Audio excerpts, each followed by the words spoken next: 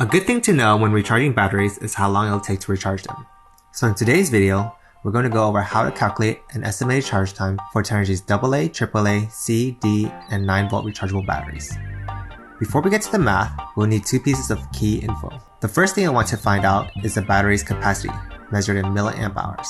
You can generally find this information on the battery's label, like this Premium Pro AA battery. Here you can see the capacity is 2,800 milliamp hours. Another piece of information we'll need is from the charger, and that is the charging current, measured in milliamps. You can find this information either on the back of the charger, the charger's manual, or on the website under the product's specification listed under charging output. Generally, if the charger speed is not specified, then it's a fixed charging rate for all the slots. Otherwise, some chargers' specifications will list out multiple output based on the battery size and number of slots filled.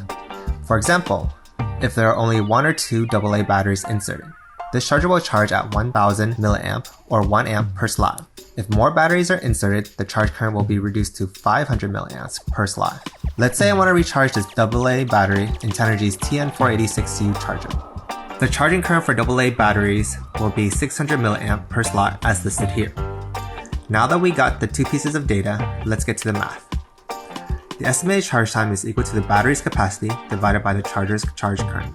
So the estimated charge time for this battery in this charger will be 2,800 milliamp hour divided by 600 milliamp, which will be about 4.6 hours, or about a little bit more than 4.5 an hour. Keep in mind that this is just an estimated charge time. The actual charge time will vary depending on different factors such as the battery's level of fullness, the charging environment's temperature, and the battery's age and condition.